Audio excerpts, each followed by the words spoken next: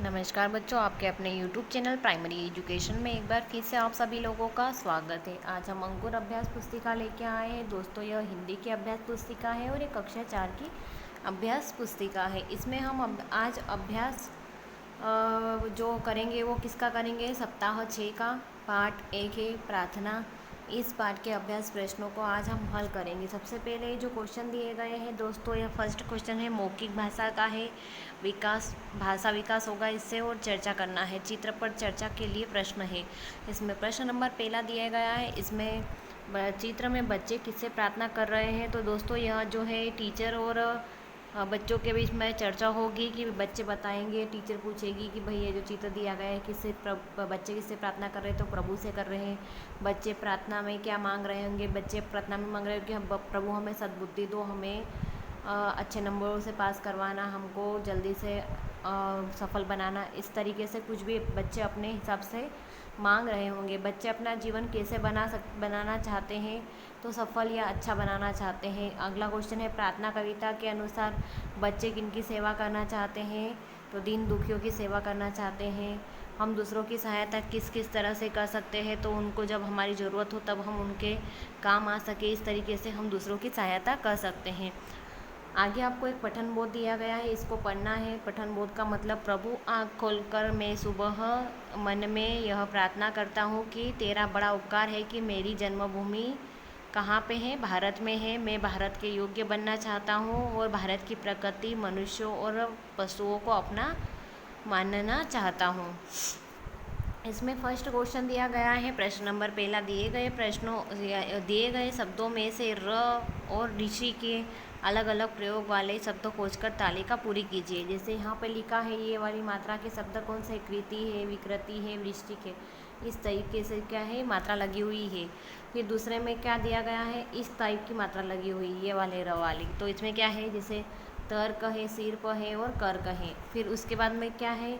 इस टाइप से यहाँ नीचे मात्रा लगी हुई शब्द ढूंढना है। तो जैसे प्रथम है, प्रयास है और प्रणाम है। फिर क्या है? सिर पर र नाम से जो शुरू हो रहे, जैसे रमेश है, रमा है, रहना है। नेक्स्ट क्वेश्चन है प्रश्न नंबर दूसरा, हम प्रभु से प्रार्थना द्वारा क्या मांग सकते हैं? तो क्या मांग सकते हैं आप प्रभु से प्रार्थना द्वारा? तो हम प्रभु से प्रार्थना द्वारा वरदान मांग सकते हैं। क्या मांग सकते हैं? वरदान मांग सकते हैं। किस टाइप का वरदान मांग सकते हो आप प्रभु से प्रार्थना द्वारा? कि हमें वरदान दो कि हम अच्छा कार्य करें, हम सबका भला करें। इस तरीके से आप वरदान मांग सकते हो। प्रश्न नंबर तीसरा है, प्रार्थना कविता में कवि किस किस को अपना सगा मांग रहा है? तो उत्तर आएगा, कवि ने मातृभूमि की प्रकृति, पुरुष, पशु सबको अपना सगा मान रहा है। नेक्स्ट है, अनुलेख दिया गया है। पठन बोध के अंश को लिखिए। आपने जो पठन बोध किया था ना, उसका जो अंश है उसको लिखना है। तो प्रभु आँख खोलकर मैं सुबह सुबह मन में यह प्रार्थना करता हूँ कि तेरा बड़ा उपकार है कि मेरी जन्मभूमि भारत है। इस तरीके से आपको क्या करना था? एक अनुलेख लिखना था। नेक्स्ट क्वेश्चन दिया गया है आपको कि प्रश्न नंबर पहला, निम्नलिखित शब्दों के अर्थ दिए गए शब्दों से छांटकर लिखिए। जिसमें से छांटकर लिखना है, जैसे प्रभु, प्रभु का जो पर्यायवाची क्या आ जाएगा? ईश्वर। मातृभूमि का पर्यायवाची आ जाएगा जन्मभूमि। योग्य का पर्यायवाची आ जाएगा लायक। और जन्मभूमि का पर्यायवाची क्या आ जाएगा? भलाई। उपकार का पर्यायवाची क्या आ जाएगा? भलाई। इस तरीके से आपको क्या करना था? शब्दों को छाट कर लिखना जाओ, समानार्थी वाले शब्द। प्रश्न नंबर दूसरा दिया गया, ऊपर दिए गए शब्दों में से किन्हीं दो शब्दों से वाक्य बनाकर लिखिए। जैसे मैंने ले लिया यहाँ पे योग्य। योग्य से क्या बनेगा? मैं भारत के योग्य बनना चाहता हूँ। दूसरा ले लिया उपकार, तेरा बड़ा उपकार है। इसी तरीके से धारा प्रवाह पठन करना है। इसमें फर्स्ट क्वेश्चन ये पढ़िए, इसको पहले पढ़ो। ईश्वर हमको दो वरदान, करे किसी का नहीं अपमान, चांद और सूरज की भांति जग में बनाए अपनी पहचान। ये क्या बात?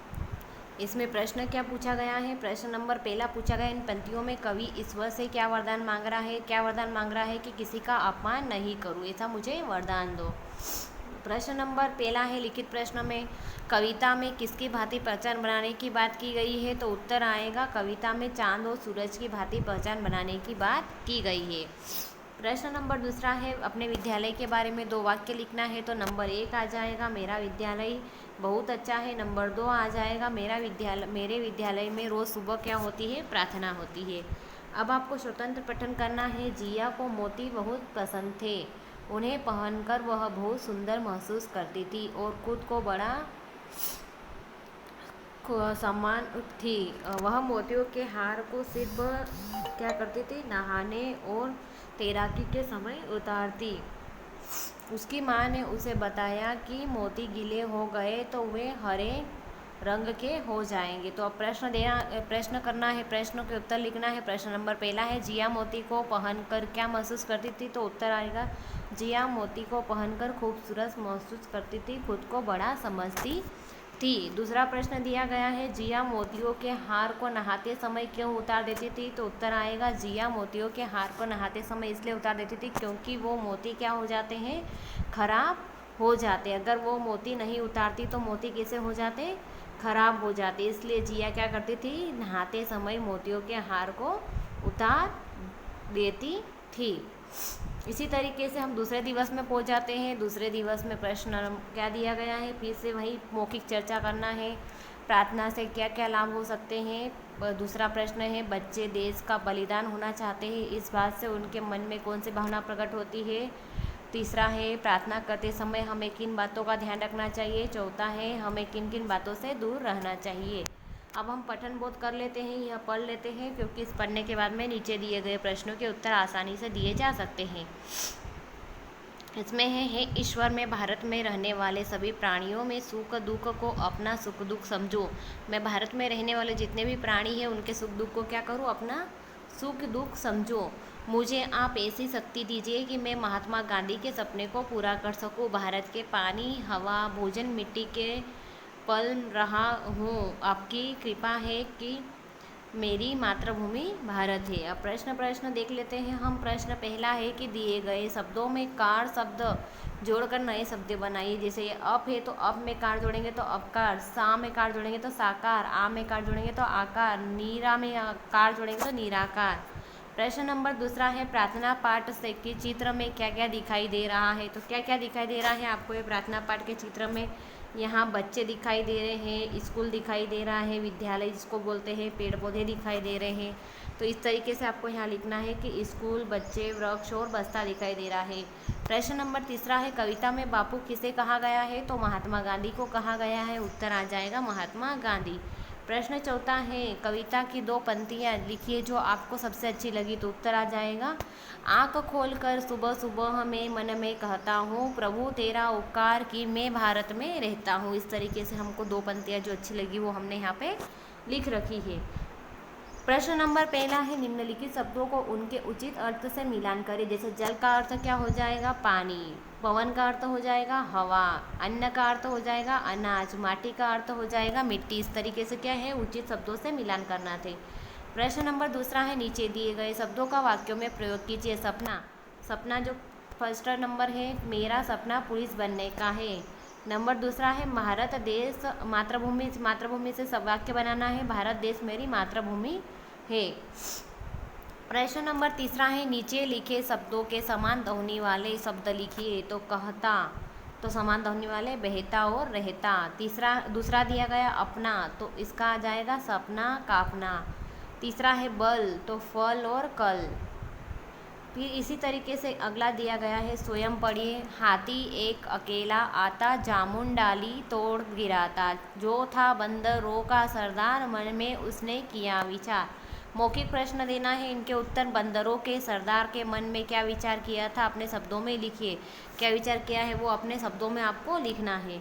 दूसरा क्वेश्चन जो लिखित बताना है आपको, जामुन की डाली को कौन तोड़ देता है? तो उत्तर आ जाएगा हाथी तोड़ देता है। नेक्स्ट क्वेश्चन है, किन्हीं 5 फलदार वृक्षों के नाम लिखने, जिसपे फल लगते हैं ऐसे वृक्षों के नाम लिखना। जैसे आम है, जाम है, आम के पेड़ पे भी फल लगते हैं, जाम पे भी, पपीता पे पपीता लगते हैं, जामुन के वृक्ष पे जामुन लगते हैं, सेब के वृक्ष पे सेब लगते हैं। आगे बढ़िए दोस्तों, इसमें भी स्वतंत्र पठन करना है। हिरण का बच्चा आपको पाठ दिया गया है, एक पूरा पैराग्राफ दिया गया है, इस पैराग्राफ को पढ़ना है, नीचे दिए गए प्रश्नों के उत्तर लिखना है। पहले पैराग्राफ को पढ़ लेते हैं हम। जंगल में एक हिरण और उसका बच्चा रहता था। जंगल में कौन था? एक हिरण और उसका बच्चा रहता था। एक दिन हिरण और खरगोश के बच्चे के बीच दौड़ हुई। दौड़ ने हिरण का बच्चा पत्थर से टकराकर गिर गया और वह रोने लगा। भालू ने उसे गोद में उठा लिया, फिर भी वह चुप नहीं हुआ। गिलहरी ने नाच दिखाया, फिर भी वह चुप नहीं हुआ। फिर हिरण की माँ आ गई।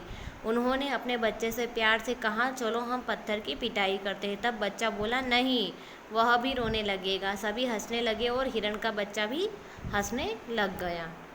अब हम प्रश्न देखते हैं। प्रश्न दिया गया है कि क्या पत्थर सच में रो देता? अगर नहीं तो क्यों? अपने शब्दों में लिखना है। आप बताइए दोस्तों, पत्थर के बारे में बताना है तो पत्थर नहीं रोता। क्यों नहीं रोता? क्योंकि पत्थर में जान नहीं होती, इसलिए पत्थर मारने पर चोट नहीं लगती, है ना। इसी तरीके से हम नेक्स्ट डे में पहुंच जाते हैं, तीसरे दिवस में। तीसरा दिवस फिर से वही पार्ट 1 प्रार्थना है। प्रार्थना वाला पार्ट जो दिया गया है, इसमें चर्चा के लिए प्रश्न दिए गए हैं। चर्चा करना है सिर्फ आपको, इसमें कुछ नहीं करना है दोस्तों। फर्स्ट क्वेश्चन है, कहानी में आगे क्या हुआ होगा? आपको बताना है कि जो कहानी एक चूहा, ये पहले पढ़ लीजिए, इसमें क्या आगे हुआ होगा वो बताना है। एक चूहा जन्म होने के बाद अपनी माँ के साथ बिल में था। जब वह थोड़ा बड़ा हुआ तो उसने माँ से बाहर घूमने जाने की अनुमति मांगी। माँ ने उसे जल्दी वापस आने की नसीहत देकर बाहर जाने की अनुमति दे दी। नन्हा चूहा बिल के बाहर निकलकर इधर उधर घूमने लगा। तो इस कहानी में आगे क्या हुआ होगा, ये आपको क्या करना है, अपने टीचर के साथ में बच्चों को क्या करना होगा, डिस्कशन करना होगा, यानी कि चर्चा करनी होगी। उसके बाद में जो नेक्स्ट क्वेश्चन दिया गया है, माँ ने चूहे को नसीहत क्यों दी? आपको किस किस तरह की नसीहत दी जाती है? नसीहत क्यों दी गई माँ के द्वारा? क्योंकि भाई कई ज़्यादा देर तक आप बाहर रहोगे तो कोई आपको नुकसान पहुंचा देगा या फिर आपके साथ कुछ अनहोनी हो जाएगी, इसलिए नसीहतें दी जाती है। उसके बाद में है चूहा, नन्हा चूहा अपनी माँ के साथ कहाँ रहता था? तो बिल में रहता था। कहाँ रहता था? बिल में। नेक्स्ट क्वेश्चन है, चूहे को रास्ते में कौन कौन मिला था? कौन कौन मिला था चूहे को रास्ते में? तो वो तो अब वहाँ जब बाहर निकला था चूहा तो उसको तब मालूम पड़ेगा कि वहाँ कौन कौन आया था रास्ते में, क्योंकि कहानी ये पूरी नहीं हुई। उस कहानी को क्या करना, अपने टीचर के साथ में बच्चों को क्या करना है, चर्चा करना है इस कहानी को, फिर आपको पता चल जाएगा कि उसको रास्ते में कौन कौन मिला था। पाठ्य पुस्तक के प्रश्न क्रमांक 1 के अंश को पढ़िए, जैसे आँख खोलकर सुबह मांगू, अपना सगा गिनूँ, इस तरीके से जो वो अंश दिया है उसको क्या कर पढ़ना है। आपको अब लिखित प्रश्न देख लेते हैं। अभ्यास पुस्तिका में पहले दिन में दिए गए पठन बोध के अंश को लिखिए। आंखें खोलकर, ये वाला आपको क्या करना है, अंश लिखना है। जैसे आँख खोलकर सुबह में अपने मन में कहता हूँ, प्रभु तेरा उपकार कि मैं भारत में रहता हूँ, मैं भारत के योग्य बनना चाहता हूँ और पशु पक्षी सभी को अपना सगा मानता हूँ। प्रश्न नंबर पहला है, कविता के पहले पद में प वर्ण की ध्वनि किन किन शब्दों में आई है, खोज कर लिखिए। प वर्ण की ध्वनि किन किन शब्दों में आई है? तो जैसे ही यहाँ पे दिया गया है उपकार, उसी तरीके से जो नेक्स्ट दिया गया है प्रकृति, उसके बाद में पुरुष और पशु, इस तरीके से क्या है, प वर्ण वाले शब्द क्या है इसमें आए हैं। उसके बाद में जो नेक्स्ट क्वेश्चन है, दूसरा क्वेश्चन कि भारत के योग्य बनने के लिए आप क्या क्या करेंगे, कोई एक बात लिखिए। तो उत्तर आ जाएगा, मैं अपनी मातृभूमि की रक्षा करूंगा और देश के प्रति हमेशा ईमानदारी की भावना रखूंगा। इसी तरीके से तीसरा क्वेश्चन देख लेते हैं, प्रकृति, पशु, पुरुष और सबको अपना सगा गिनूं से क्या आशय है? तो उत्तर आएगा, भारत की प्रकृति, मनुष्य, पशुओं सभी को अपना सगा मानना चाहता हूँ। चूहा बिल के अंदर था, बिल्ली बिल के बाहर। आपको क्या करना था, इन शब्दों के वाक्य में दिए गए रेखांकित शब्दों के विलोम शब्द रिक्त स्थान में लिखने थे। जैसे ये रेखांकित है अंदर, अंदर का रेखांकित क्या शब्द का विलोम क्या आ जाएगा, बाहर। जल्दी का आ जाएगा देर। तो अब इसको पढ़ लेते, चूहा बिल के अंदर था, बिल्ली बिल के बाहर।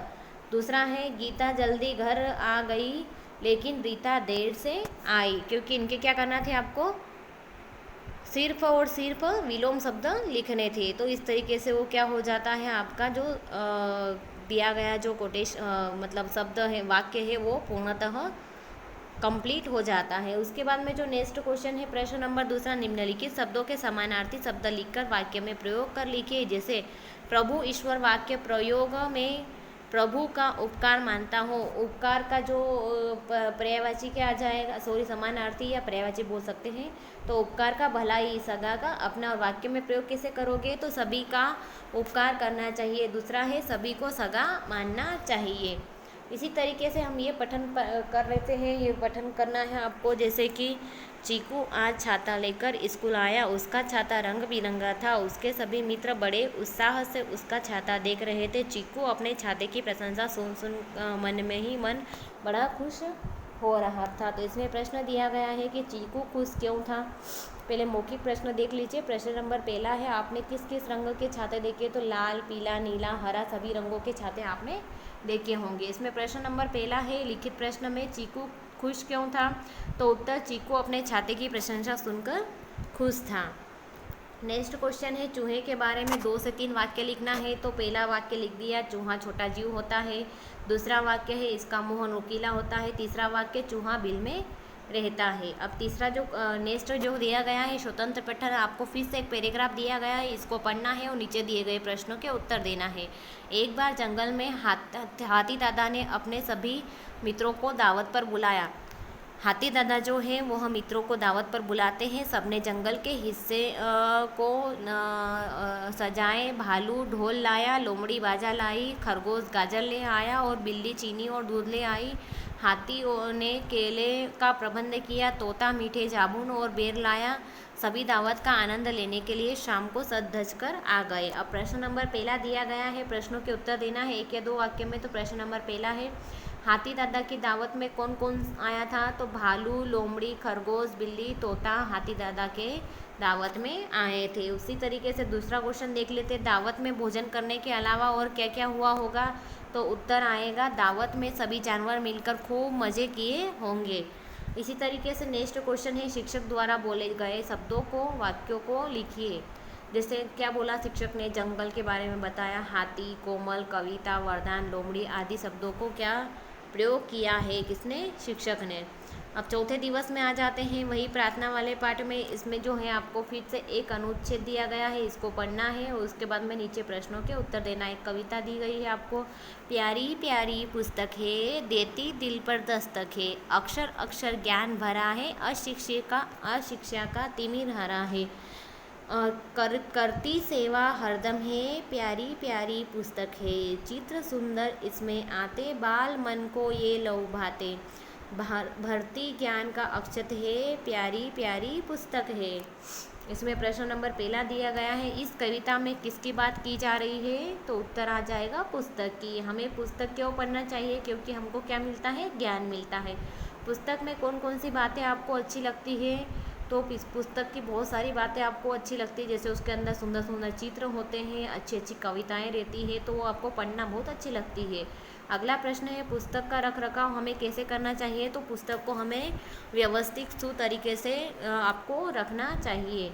उसके बाद में है प्रश्न नंबर पहला, अभ्यास पुस्तिका में दूसरे दिन में दिए गए पठन बोध के अंश को लिखिए। इसका दुख रहता हूँ, यहाँ से आपको पठन बोध लिखना है।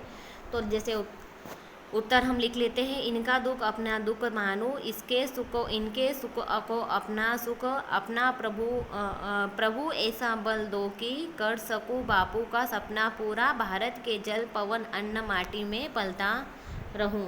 प्रश्न नंबर पहला है, कविता के दूसरे पद से ही दी गई मात्राओं के शब्दों को खोजकर लिखे। जैसे ऊ की मात्रा, छोटे ऊ की मात्रा में दुख सुख प्रभु, बड़े ऊ की मात्रा में मानू सकू पूरा बापू हूँ। इस तरीके से क्या करना थे आपको, बड़ी ऊ और छोटे ऊ की मात्रा को छाट कर यहाँ पे लिखना थे। नेक्स्ट क्वेश्चन दिया गया है, अपनी इच्छा खाली जगह में लिखिए। आपकी क्या इच्छा है उसको खाली जगह में लिखना है। प्रभु ऐसा बल दो कि, कैसा बल दो कि मैं अच्छे नंबर से पास हो सकूँ। नेक्स्ट प्रश्न नंबर तीसरा दिया गया है, कवि प्रभु का उपकार क्यों मान रहा है? तो उत्तर आ जाएगा, कवि इस देश की जन्म लिया है, यह कि जल पवन माटी में कवि का पालन हुआ एवं अनाज यहीं से प्राप्त हुआ। उसके बाद में आपको अगला प्रश्न है, प्रश्न नंबर पहला, दिए गए शब्दों को पढ़िए और लिखिए। तो आपको कुछ नहीं करना है, बस जैसा दिया गया है वैसे वैसे लिखते जाना है। यहाँ पे लिखना है बापू बापू बापू। दूसरा दिया गया है इनके, तो यहाँ लिखना इनके इनके इनके। सपना दिया गया है, यहाँ लिखना सपना सपना सपना। सुख दिया गया है, लिखना सुख सुख सुख। मानो दिया गया है, लिखना मानो मानो मानो। भारत दिया गया है, लिखना भारत भारत भारत। इस तरीके से आपको क्या करना था, लिखना था। प्रश्न नंबर दूसरे में आ जाते हैं, निम्नलिखित शब्दों के अर्थ बताकर वाक्यों में प्रयोग करके लिखिए। जैसे उपकार का अर्थ क्या आ जाएगा, भलाई। और वाक्य कैसे बना दोगे, हमें दूसरों पर उपकार करना चाहिए। दूसरा दिया गया है मातृभूमि, मातृभूमि का अर्थ आ जाएगा जन्मभूमि। वाक्य में प्रयोग कैसे करेंगे, हमें मातृभूमि की सेवा करनी चाहिए। तीसरा दिया गया है माटी, माटी का अर्थ होता है मिट्टी। वाक्य में प्रयोग कैसे करेंगे, इस देश की माटी कैसी है, अनमोल है।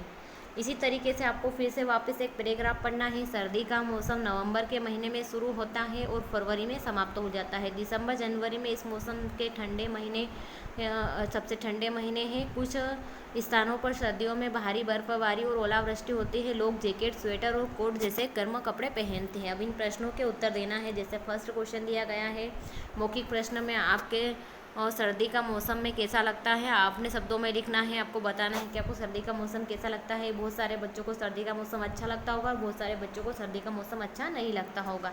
दूसरा प्रश्न है ओलावृष्टि शब्द से आप क्या समझते हो। ओलावृष्टि के अनुभव को अपने शब्दों में, ओलावृष्टि यानी कि जो ओले गिरते हैं उसके बारे में बताया गया है, उससे बरसात होती है ओलों की, उसके बारे में बताना है।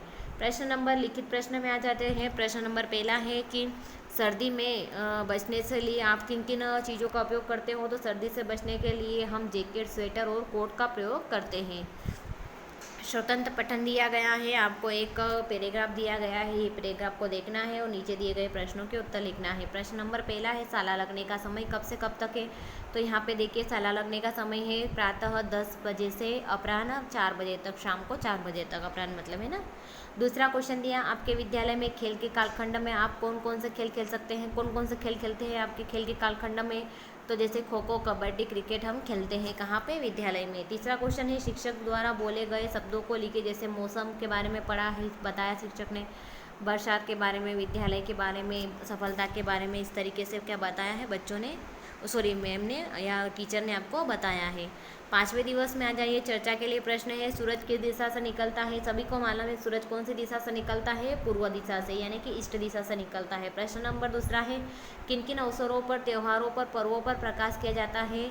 तो दिवाली पर प्रकाश किया जाता है। दिवाली पे क्या कराई जाती है, पटाखे फोड़े जाते हैं, दीप जलाए जाते हैं, ज्योति लगाई जाती है, इस तरीके से क्या करता है, प्रकाश किया जाता है। दीपावली कैसे मनाते हैं, तो पटाखे फोड़कर मनाते हैं, दीप जलाकर दीपावली मनाते हैं। उसके बाद में आपको पढ़िए, यानी कि क्या पढ़ना है आपको, 1 और 2 पर दिए गए अंश को पढ़ना है। आँख खोलकर भारत में रहता हूँ, ये वाला अंश पढ़ना है। फिर प्रश्न नंबर पहला दिया गया है प्रार्थना पाठ में दिए गए चित्र को ध्यान से देखिए, फिर लिखिए।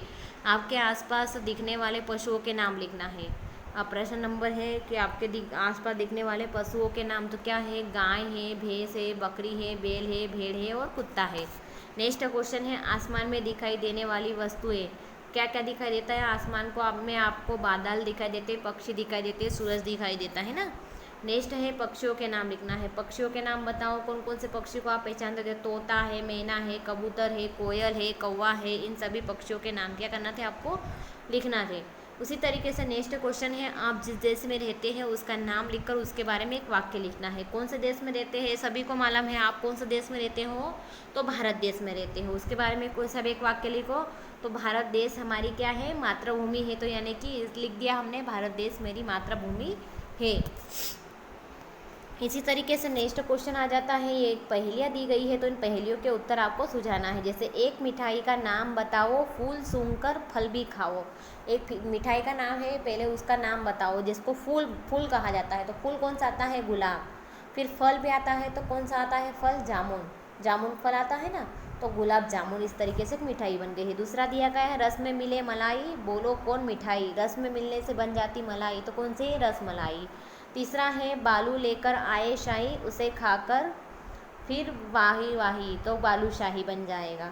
तीसरा तीन पैर की तितली नहा धोकर निकली, कौन है तीन पैर की तितली, तो समोसा है। कौन है, समोसा है। नहा धोकर निकली यानी कि जैसे तेल में उसको डालते हैं, फिर वो वहाँ पे अच्छे तल के बाहर निकलते हैं, यानी कि नहा धो के बाहर निकल जाती है ना।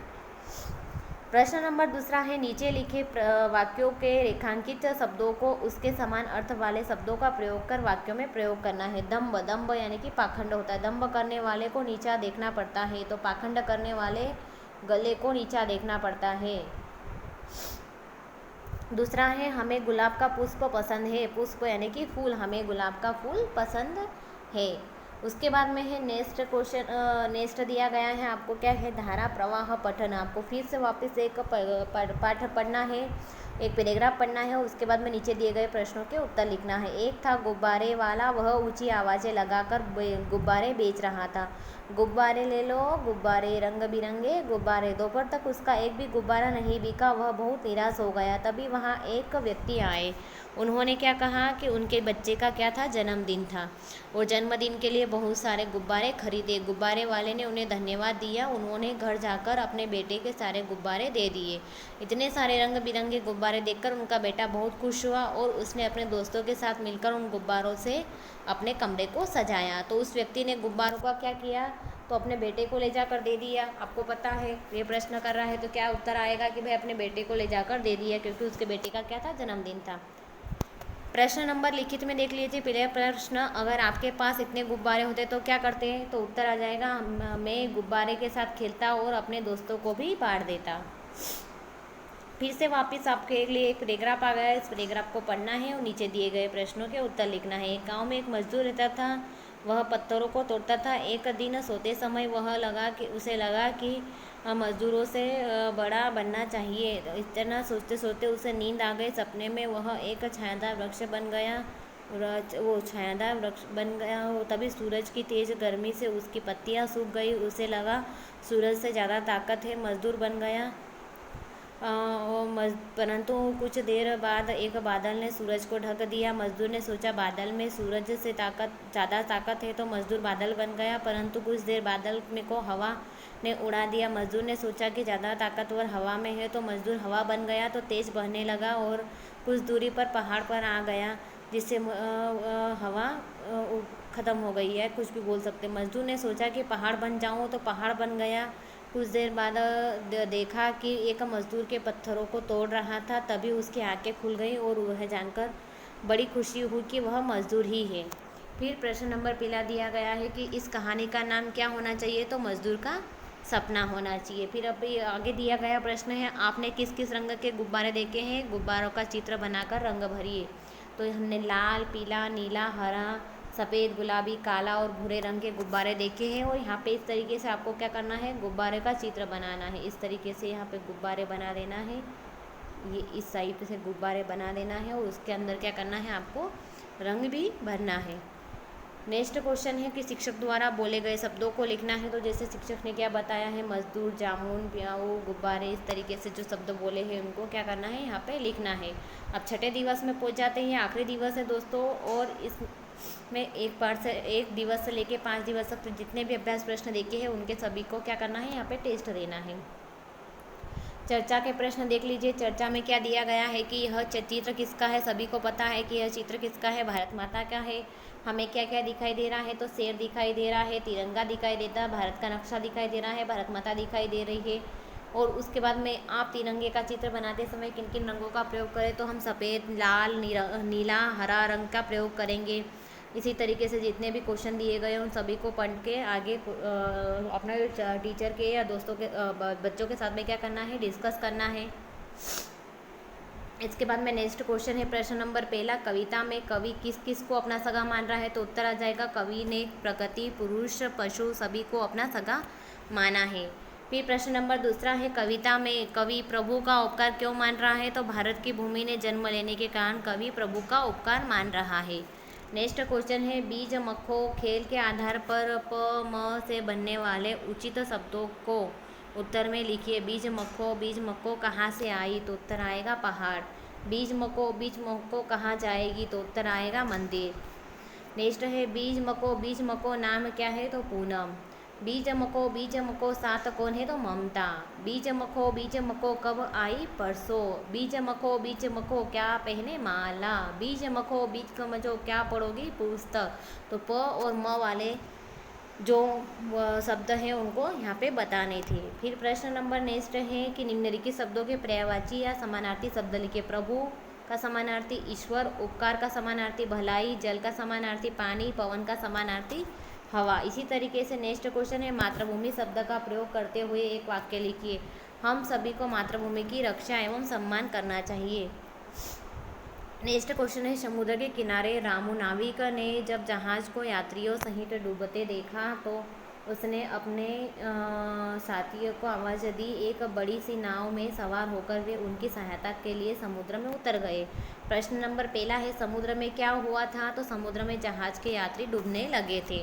प्रश्न नंबर दूसरा है, रामू अपने दोस्तों को साथ लेकर क्यों गया था? तो उत्तर आएगा, डूबते यात्रियों को बचाने के लिए रामू अपने दोस्तों को साथ लेकर गया था। प्रश्न नेक्स्ट दिया गया है, जहाज के अतिरिक्त किन किन साधनों से यात्रा की जाती है? तो बस से, कार से, रेलगाड़ी, मोटरसाइकिल, टैक्सी और हवाई जहाज से यात्रा की जाती है। आपको फिर से एक पठन करना है, एक पढ़ना है पैराग्राफ और उत्तर देना है। देश हमें देता है सब कुछ, हम भी कुछ देना सीखे। सूरज हमें रोशनी देता, नया हवा नया जीवन देती। भूख मिटाने को हम सबकी धरती पर खेती होती, औरों का हित हो जिसमें हम ऐसा कुछ करना सीखे। प्रश्न नंबर पहला दिया गया, धरती हमारी भूख कैसे मिटाती है? तो उत्तर आ जाएगा, किसान धरती पर हल चलाकर अनाज उगाते हैं जिससे हमारी भूख मिटती है। प्रश्न नंबर दूसरा है, सूरज और हवा हमें क्या सीख देते हैं? तो सूरज और हवा हमें क्या सीख देते हैं? सूरज हमें प्रतिदिन समय का ध्यान रखना और हवा निरंतर बहते रहने की सीख देती है। नेक्स्ट क्वेश्चन है, शिक्षक द्वारा बोले गए शब्दों और वाक्यों को लिखिए। क्या क्या शब्द बोले थे उनको लिखना, यात्री, नाविक, सूरज, हवा, पत्थर बोले थे। और वाक्य क्या है? सूरज हमें रोशनी देता है, दूसरा है हवा नया जीवन देती है, तीसरा है हमें मातृभूमि का सम्मान करना चाहिए। इस तरीके से टीचर ने वाक्य और शब्द बताए थे। तो दोस्तों, यदि आपको हमारी वीडियो अच्छी लगी, हमारे समझाने का तरीका अच्छा लगा, तो प्लीज़ हमारी वीडियो को लाइक कीजिएगा, अपने दोस्तों के साथ शेयर कीजिएगा, चैनल को सब्सक्राइब कीजिएगा, साथ ही बेल आइकन को प्रेस करना ना भूलिएगा दोस्तों, क्योंकि इससे आने वाले वीडियो के नोटिफिकेशन आपको समय समय पर मिलते रहे।